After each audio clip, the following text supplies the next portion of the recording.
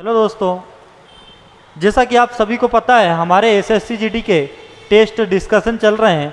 इसमें maths, reasoning, Hindi और GK के क्वेश्चन करवाए जा रहे हैं। तो आज टेस्ट फर्स्ट का मैथ्स डिस्कशन, मैथ्स के टेस्ट का डिस्कशन होगा। चलिए फर्स्ट सवाल देखते हैं। पहला सवाल था हमारा कि 51 नंबर क्वेश्चन, 210 के अभाज्य गुणनखंडों की संख्या ज्ञात करें। 210 के अभाज्य गुणनखंड मतलब प्राइम फैक्टर्स निकालना है। प्राइम फैक्टर्स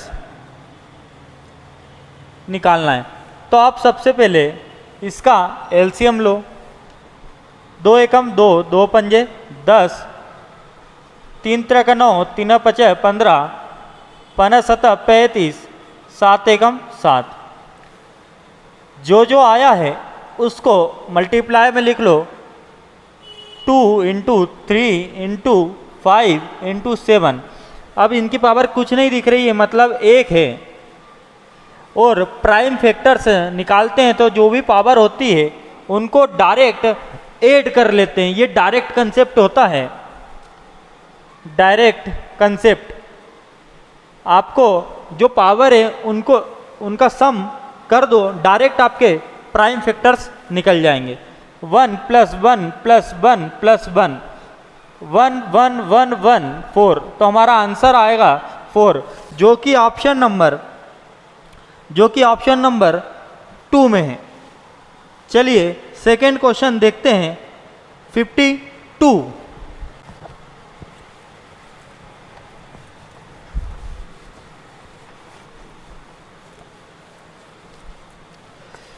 52 क्वेश्चन बोलता है, एक गांव की जनसंख्या में प्रतिवर्ष 5% की इंक्रीजमेंट होती है।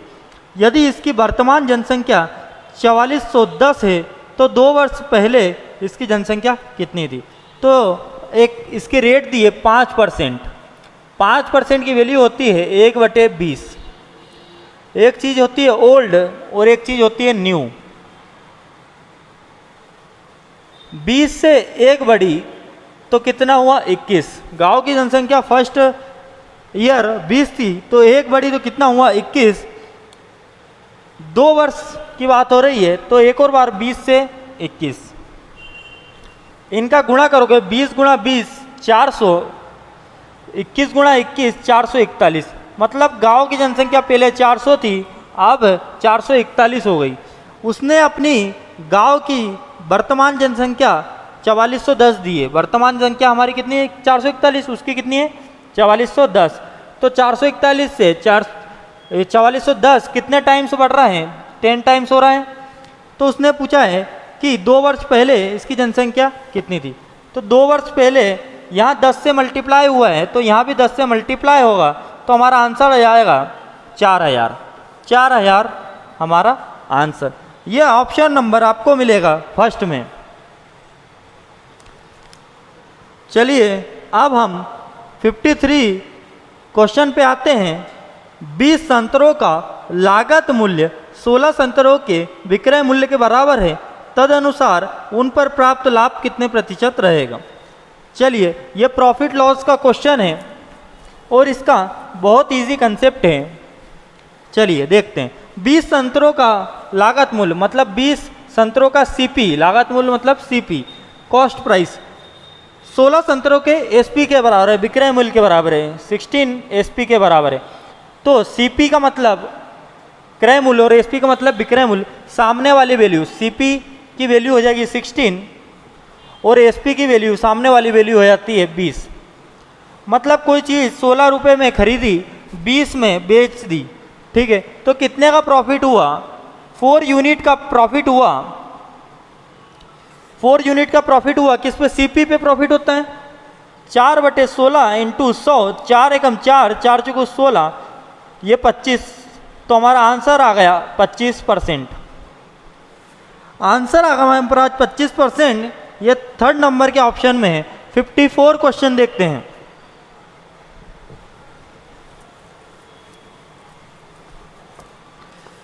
54 क्वेश्चन बोलता है, यदि P p+1 और p+3 तीनों अभाज्य संख्या हैं, तो p के कितने मान संभव है? p+1 p+3 ये तीनों क्या है? अभाज्य संख्या। अभाज्य मतलब प्राइम नंबर है। क्या है? प्राइम। अब प्राइम नंबर कहाँ से शुरू होते हैं? 2, 3, फिर 5, फिर 7, ऐसे चलते हैं। तो अब वो बोल रहा है तो p के कितने मान संभव है? ये तीनों लगातार संख्या है, तो मैं यहाँ से 2 पुट करता हूँ। p की वैल्यू में पुट कर रहा हूँ 2, क्योंकि 2 और 3 सिर्फ 2 ही ऐसे प्राइम नंबर है जो लगातार आते हैं। 2, तो p की वैल्यू 2 पुट करेंगे, p की वैल्यू 2 पुट करेंगे, तो ये कितना हो जाएगा? 2 और 1 3, 2 और 3 5। ये आप देख सकते हो इसी सीक्वेंस में हमारे प्राइम नंबर एक्चुअल में चलते हैं, तो इसके मान कितने संभव है? सिर्फ एक मान संभव है। सिर्फ एक मान संभव है। इसका आंसर हो जाएगा फर्स्ट, एक मान संभव है। चलिए 55 क्वेश्चन देखते हैं।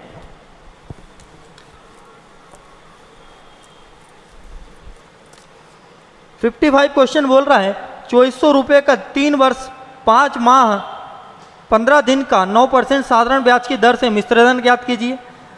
तो दोस्तों अपने को प्रिंसिपल कितना दिया है? 2400। डाटा क्या क्या देख रखा है, फिर टाइम दिया है 3 ईयर, फिर 5 मंथ्स और 15 डेज, ये हमें टाइम दिया है। प्रिंसिपल, टाइम, रेट दिया हमें 9%, और हमसे पूछा है अमाउंट मतलब मिश्रधन। तो पहले अमाउंट निकालने के लिए चलिए पहले हम SI निकालते हैं, क्योंकि अमाउंट क्या होता है? Principal plus SI। अब प्रिंसिपल क्या दिया? SI बराबर होता है P into R into T upon 100। तो SI निकालते हैं। प्रिंसिपल 2400 है, रेट हमारी 9% है, और टाइम आप देखिए 3 ईयर 5 मंथ 15 डेज दिया है। मतलब 3 ईयर मतलब 12 से मल्टीप्लाई करो, भारतीय 36 मंथ्स प्लस 5 मंथ्स, तो 36 और 5 कितना होता है? 36 और 5 41 मंथ हो गए, और ये 15 डेज है। तो डेज को अपन मंथ में करने के लिए किससे डिवाइड करेंगे? 30 से। तो 1/2 मंथ, ये भी क्या हो गए? 1/2 मंथ हो गए, तो प्लस 1/2। 41 दूनी 82 और 1 83/2 मंथ हो गए। तो इसको हम अगर ईयर में करें तो ये कितने हो गए? 83/12 से गुणा करेंगे 24, तो मतलब हमारा 83/24 टाइम आ गया इंटू 100। बस अब आप यहाँ से सिंप्लीफाई कर सकते हो। 0 से 0 कटा, 3 3 का 9, 3 8 24, 8 3 24, 3 3 का 9 और 9 3 27, 9 8 72, 72 और 2 74, 747 हमारा SI आ गया। अब हमें अमाउंट बताना है, तो अमाउंट क्या होता है? Principal plus SI। प्रिंसिपल हमारा है 2400 और SI है हमारा 747। तो जोड़ते हैं, 747 जोड़ेंगे, 7 4 7 4 11 31 47। कितना होगा हमारा अमाउंट? कितना होगा? 3147 रुपये। हमारा आंसर होगा थर्ड ऑप्शन। चलिए 56 क्वेश्चन देखते हैं।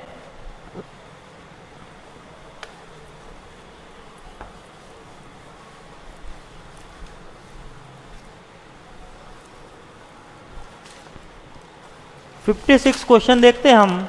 तो 56 क्वेश्चन, त्रिभुज के बहिष्ठ कोणों का योग क्या होगा? त्रिभुज के बहिष्ठ कोणों का योग, बहिष्ठ कोण मतलब बाह्य कोण, तो 360 इसका आंसर है, 360 डिग्री।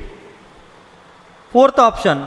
आप 57 क्वेश्चन देखते हैं। एक समचतुर्भुज की भुजा 5 सेंटीमीटर है तथा विकर्ण 8 सेंटीमीटर है, इसका क्षेत्रफल क्या है? किसकी बात हो रही है? एक समचतुर्भुज की, समचतुर्भुज की भुजा क्या देके रखी है हमें, समचतुर्भुज की भुजा 5 सेंटीमीटर देके रखी है और विकर्ण डायगोनल क्या देके रखा है 8 सेंटीमीटर। और हमसे क्या पूछा है, एरिया, क्षेत्रफल पूछा है। समचतुर्भुज कैसा होता है, समचतुर्भुज इस टाइप का होता है, देखिए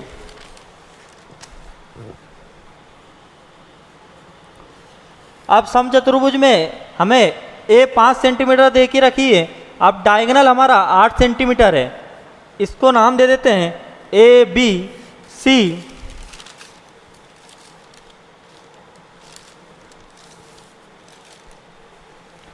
ए बी सी डी, अब 2 डायगोनल होते हैं और यहाँ पे हमारा 90 डिग्री होता है। तो इसमें हमें डायगोनल 8 सेंटीमीटर दिया है, मतलब हम इसको अलग अलग लिखें तो 4 और 4, यहाँ पे हमारा पॉइंट हमने ओ माना है।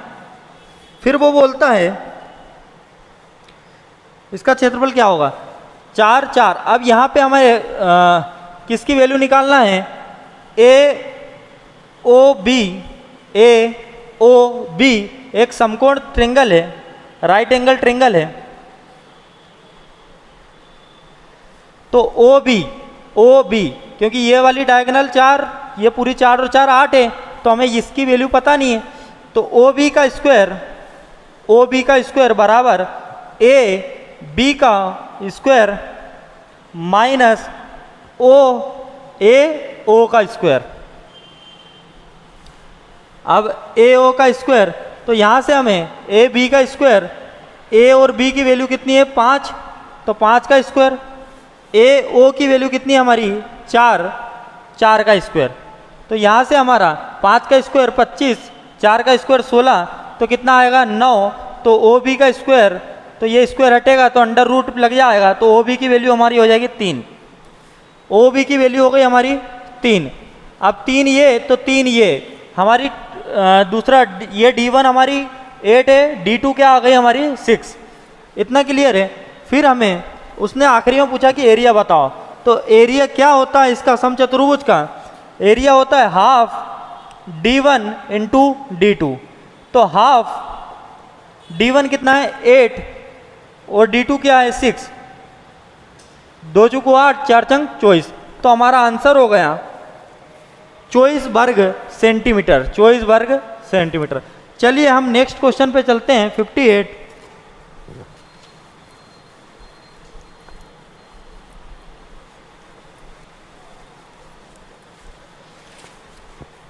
क्वेश्चन बोलता है यदि ए बी सी रेशो दिया है हमको, ए का दिया है 2, बी का दिया है 3 और सी का दिया है हमें 5, तो हमसे पूछा है b प्लस सी मतलब b की वैल्यू कितनी है 3, c की वैल्यू क्या है 5, b प्लस सी अपॉन ए की वैल्यू क्या है 2। रेशो उसने बोला c प्लस ए की वैल्यू कितनी है 5, c प्लस ए की वैल्यू क्या है 2 अपॉन b की वैल्यू क्या है 3। Ratio a plus B 2 plus 3 upon C की वैल्यू 5 और 3 का सम 8, कितने टाइम्स 4 टाइम्स, तो हमारा ये हो गया 4। Ratio 5 2 7, 7/3 ratio 3 2 5 1। अब 3 का गुणा यहाँ 4 3 12, 7, 3 का गुणा यहाँ 3, तो हमारा आंसर हो गया 12/7/3। चलिए 59 क्वेश्चन देखते हैं।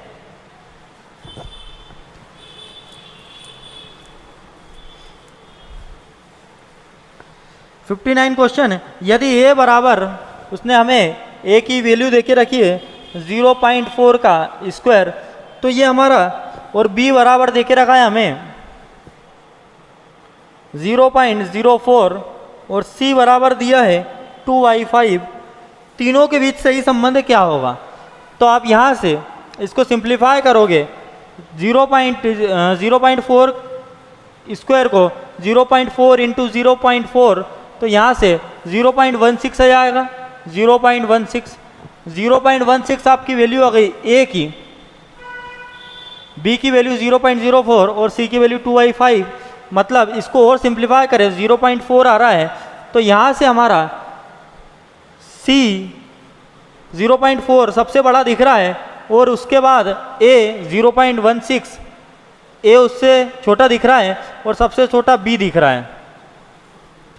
सबसे बड़ा C 0.4, उससे छोटा A 0.16, उससे छोटा B 0.04। तो हमारा आंसर ये रहेगा जो ऑप्शन नंबर 4 में है। चलिए 60 क्वेश्चन देखते हैं।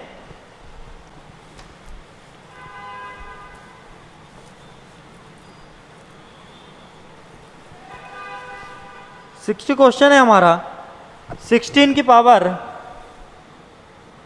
3/4 का मान बताइए।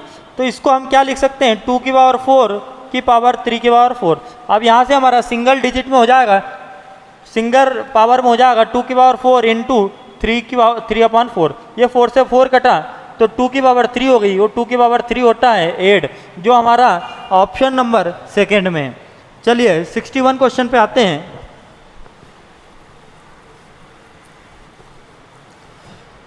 जब अनिल घर से कॉलेज के लिए 10 किलोमीटर प्रति घंटा की चाल से, ये टाइम एंड स्पीड का क्वेश्चन है, जब समय और दूरी का, जब अनिल घर से कॉलेज के लिए 10 किलोमीटर प्रति घंटे की चाल से चलता है तो 20 मिनट देरी से पहुंचता है। यदि वह 20 किलोमीटर प्रति घंटे की चाल से चले तो कॉलेज 10 मिनट पहले पहुंचता है। घर से कॉलेज की दूरी क्या है?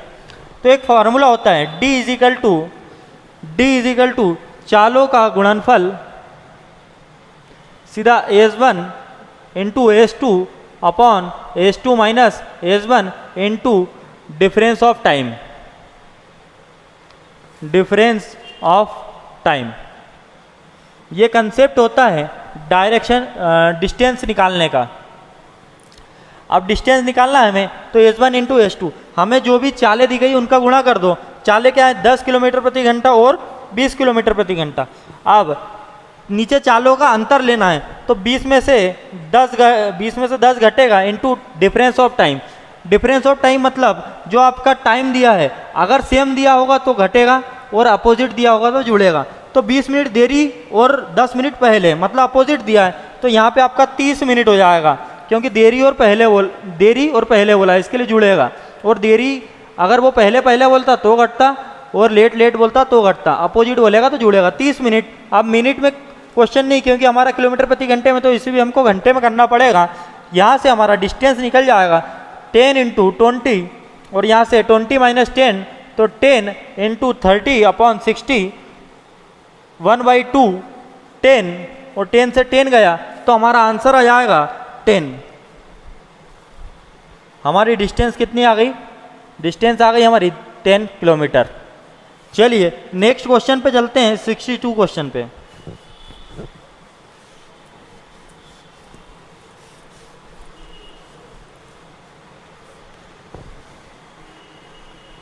क्वेश्चन नंबर 62, 11 से 63 के बीच की सम संख्याओं का औसत क्या है? सम संख्याओं का औसत। तो सम संख्या कहाँ से शुरू होती है? 2, 4, 6, 8, मतलब ये चलती चली जाती हैं। ये है अपनी एक सीरीज बन रही है। तो आप इसमें डायरेक्ट जैसे अपने को निकालना हो इनका औसत तो first number plus last number upon 2 कर देते हैं। जब इनका डिफरेंस समान हो तब first number plus last number upon 2। ये छोटा सा कंसेप्ट होता है तो यहाँ पे लगाने वाले हैं, जिससे क्वेश्चन बहुत जल्दी आसानी से सॉल्व होगा। 11 से 63 के बीच की सम संख्या का औसत क्या है? तो 11 के बाद सम संख्या कौन सी आती है? 12। और 63 के पहले क्या आती है? 62। अब इनका एवरेज निकालना है तो first number plus last number upon 2, तो 2 और 2 4, 6 और 1 7 बटे 2, 2 दूनी 2 तिया 6, 2 सती 14। तो हमारा आंसर होगा 37। 63 क्वेश्चन देखते हैं।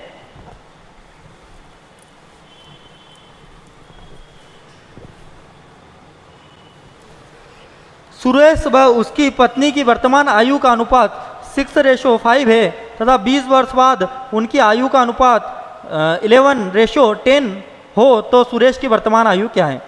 सुरेश व उसकी पत्नी की प्रेजेंट आयु क्या है? 6x और 5x। ये किसकी है? सुरेश की। और ये क्या है? उसकी वाइफ की।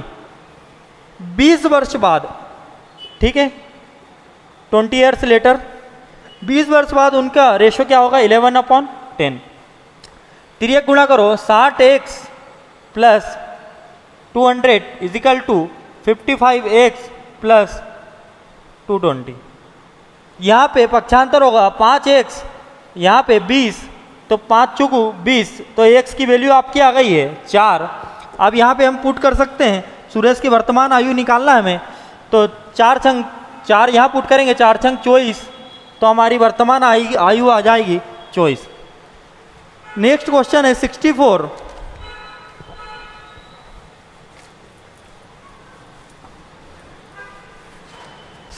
क्वेश्चन है, ए बी सी एक व्यापार शुरू करते हैं। ए राशि का 1/3 भाग देता है, जबकि बी अकेला ए तथा सी मिलकर जितना देते हैं उतना देता है। यदि वर्ष के अंत में 840 रुपये का लाभ हो तो ए का हिस्सा क्या है?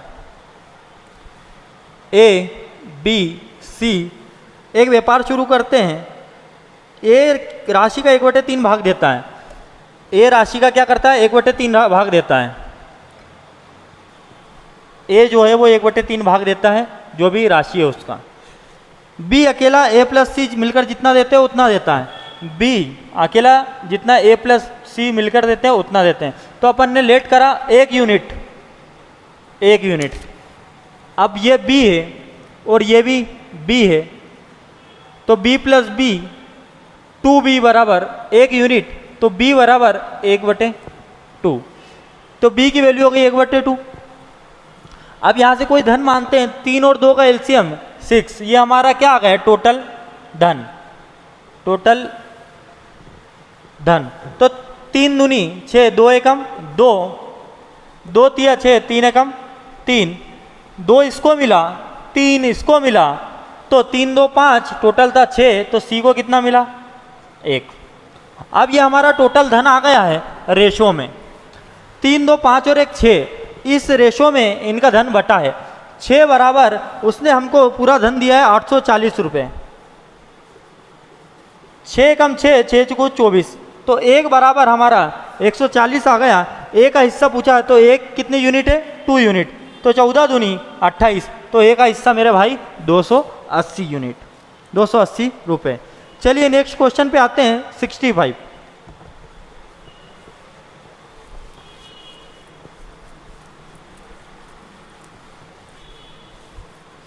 65 क्वेश्चन है, 369 के आधे का ये 2/3 किसके बराबर है?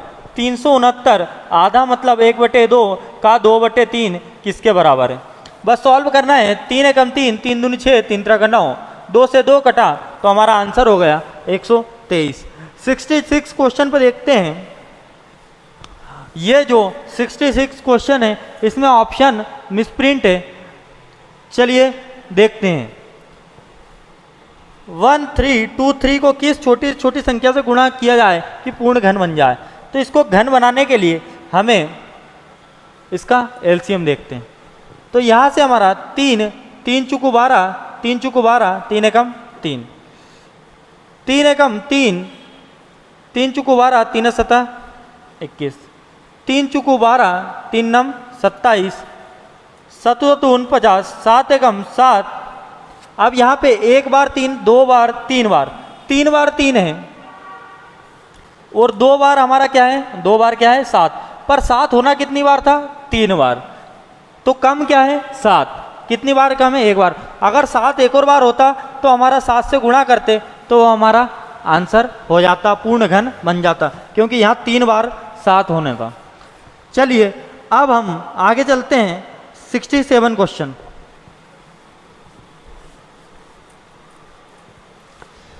67 क्वेश्चन, एक समबाहु त्रिभुज की ऊंचाई √6 सेंटीमीटर है, इसका क्षेत्रफल कितना है? एक समबाहु त्रिभुज की ऊंचाई हाइट क्या दी रखी है √6 सेंटीमीटर और इसका क्षेत्रफल पूछा है। तो समबाहु त्रिभुज का हमारा कंसेप्ट है। समबाहु त्रिभुज होता कैसे है पहले ये देखिए आप। यहाँ पे ए बी सी ये 3 भुजाएं, ये अपनी हाइट है, दोनों भुजाएं समान होती है समबाहु त्रिभुज में, और इसकी हाइट का फार्मूला होता है √3/2a। √3/2 है। हाइट अपना फार्मूला ये होता है, उसने देखा क्या रखा है √6, तो यहाँ से हमारा √6 इंटू 2/√3, यहाँ से हमारी a भुजा निकल जाएगी। तो ये कितने टाइम्स कटा √2 टाइम्स, तो a की वैल्यू √2 हो गई। अब a की वैल्यू हमारी √2 या 2 हो गई। हमें क्या निकालना, एरिया, और एरिया का फार्मूला होता है √3, समबाहु त्रिभुज का √3/4 a², √3/4 a²। तो यहाँ से हम a निकाल चुके हैं, तो a निकाला हमारा √2a या 2 √3/4 इंटू 2 यहाँ से 2 से 2, ये 2 से 2 कटा, तो यहाँ से 2, तो 2 हमारा आंसर हो जाएगा, जो हमारा ऑप्शन नंबर सेकेंड में है। चलिए 68 क्वेश्चन देखते हैं।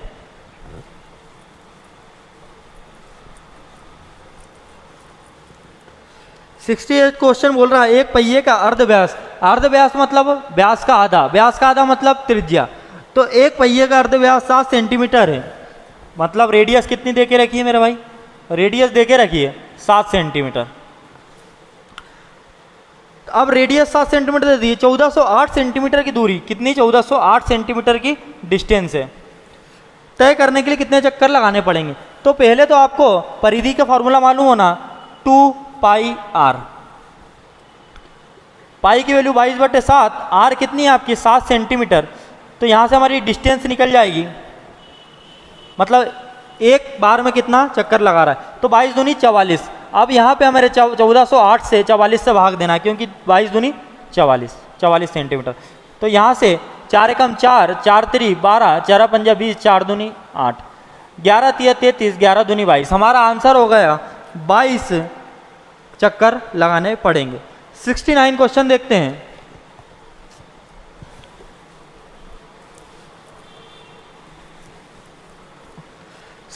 क्वेश्चन बोलता है सबसे छोटी प्राकृत संख्या, इनमें से हमें सत्य कथन बताना है। सबसे छोटी प्राकृत संख्या क्या होती है, 1 से शुरू होती है, कहाँ तक जाती है, इन्फिनिटी तक। इतना क्लियर है, ये हमारी सबसे छोटी प्राकृत संख्या 1 से शुरू होती है। विषम, ये बात सही है, पहला कथन सही है। दूसरा कथन, विषम संख्या का वर्ग एक विषम संख्या होता है। देख लीजिए, चेक कर लीजिए, 1 का क्यूब, 1 का स्क्वायर 1, 3 का स्क्वायर 9, 5 का स्क्वायर 25। तो यहाँ पे विषम संख्या का वर्ग क्या होता है, विषम संख्या। तो दूसरा कथन भी हमारा सही है। तीसरा कथन, कोई सम संख्या अभाज्य संख्या नहीं होती, गलत, क्योंकि 2 भी तो सम संख्या है पर अभाज्य संख्या है। सभी पूर्ण संख्या प्राकृत संख्या होती है, सभी, क्यों, गलत, क्योंकि पूर्ण संख्या 0 से शुरू होती है, प्राकृत संख्या 1 से शुरू होती है। तो हमारे इस हिसाब से दोनों ऑप्शन एलिमिनेट हो गए। हमारा फर्स्ट और सेकंड दोनों ऑप्शन, दोनों कथन सही है, जो हमारा ऑप्शन नंबर 2 में। 70 क्वेश्चन देखते हैं।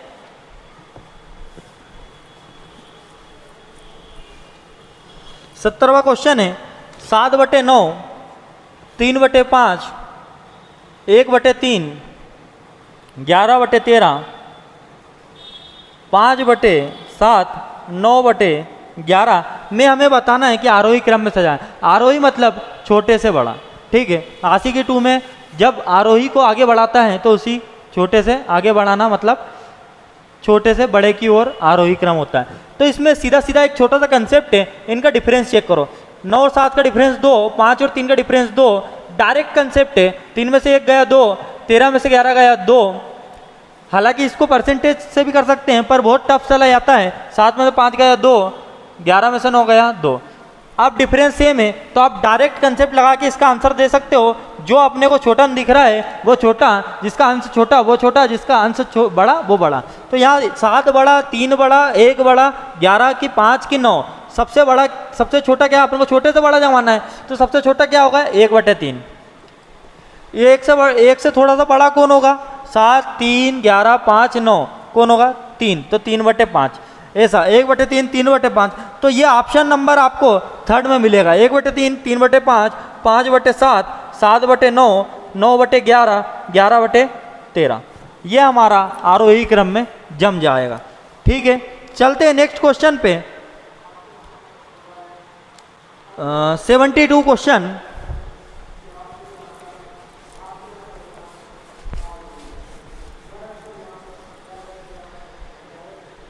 72 क्वेश्चन 10%, 20%, 25% की क्रमिक छूट कितनी एकल छूट के समतुल्य हो, मतलब बट्टे का क्वेश्चन है। तो एक चीज होती है ओल्ड, एक चीज होती है न्यू। 10% मतलब 1/10, 10 पे 1 कम हुआ 9, 20% मतलब 1/5, 5 से 1 कम हुआ 4, 25% मतलब 1/4, 4 से 1 कम हुआ 3। यहाँ से आप 4 से 4 काट सकते हो, 10 पंजे 50, 9 होती है 27, मतलब कोई राशि पहले 50 थी अब 27 हो गई, कितनी कमी हुई। तो यहाँ से देख सकते हो आप, यहाँ से हमारी 23 की कमी हुई, यहाँ से हमारी 13 की कितना 3, 23 की कमी हुई 50 पे, 50 दूनी 100, 23 दूनी 46%। तो हमारा आंसर क्या आएगा, यहाँ से हमारा ऑप्शन नंबर फर्स्ट 46% बट्टा। 73 क्वेश्चन देखते हैं।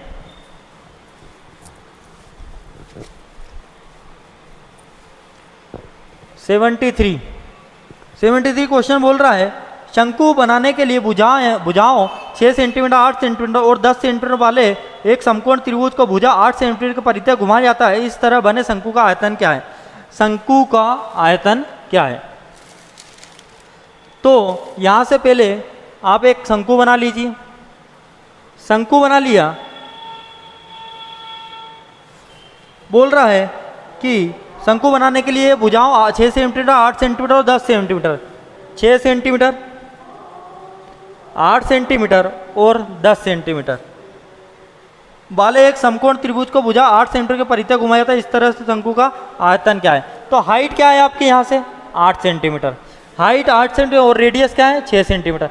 उसने आयतन पूछा 1/3 pi R square H, 1/3 pi R square H हमारा शंकु का आयतन होता है। तो यहाँ से 1/3 पाई की वैल्यू, पाई अभी हम पुट नहीं करते हैं क्योंकि ऑप्शन में पाई दिए हैं, आर स्क्वायर, तो आर हमारा 6 है, 6 इंटू 6, एच हमारा 8 है, 3 दूनी 6, तो 6 दूनी 12, 12 8 96, 96 पाई हमारा आंसर। नेक्स्ट क्वेश्चन है और बड़ा आसान सा क्वेश्चन है कंपाउंड इंटरेस्ट का।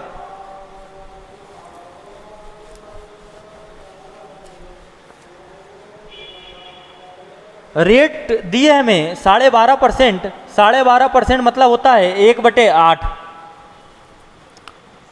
और टाइम दिया है 2 इयर्स का, टाइम हमें दिया है 2 इयर्स का। सीआई कंपाउंड इंटरेस्ट दिया है हमें 510 रुपये। उसी धनराशि पर हमें प्रिंसिपल ज्ञात करना है, उसी धनराशि पर 2 वर्ष का, मतलब जो प्रिंसिपल निकलेगा उसी पर टाइम दिया है हमें 2 वर्ष, 2 ईयर का साधारण ब्याज याद करना है उसी धनराशि पर और उसी रेट से। रेट भी वही है, रेट हमारी क्या है 1/8, 12.5%। क्या याद करना है? सीआई याद करना है। पहले यहाँ से प्रिंसिपल निकालो तो हमारा काम उधर बनेगा। तो यहाँ से 1/8 कितने साल है? 2 साल। एक चीज़ होती है प्रिंसिपल और एक चीज़ होती है अमाउंट।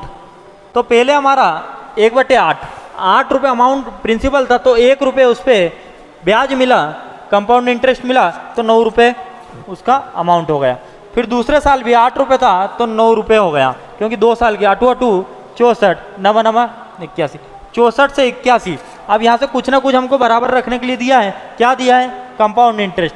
कितना दिया है? 510। हमारा कंपाउंड इंटरेस्ट 17 है, 17 रुपये का हमारे को ब्याज मिला, 17 रुपये का, उसको कितने का मिला? 510, 17 तिया 51, तो 1 बराबर 30। अब हमसे पूछ रहा है पहले प्रिंसिपल। प्रिंसिपल के लिए 64 में 3 से गुणा करेंगे, 30 से, 4 3 12, 6 18 और 1 19, तो 1920 रुपये हमारा क्या आया? प्रिंसिपल। 1920 रुपये हमारा क्या आया? प्रिंसिपल। अब यहाँ पे हमारा प्रिंसिपल दे दिया उसने कि वही रखो जो यहाँ से निकला है, और आपको यहाँ पे एसआई बताना है। तो एसआई बराबर क्या होता है? P into R into T upon 100। यहाँ से एसआई निकालने के लिए प्रिंसिपल क्या है? 1920, रेट क्या है? 12.5%, टाइम क्या है? 2 ईयर।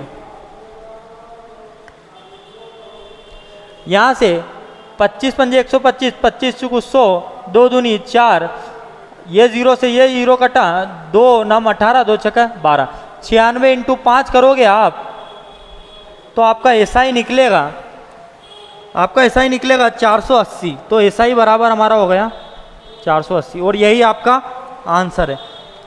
लास्ट क्वेश्चन है आपका मीन मीडियन मोड का।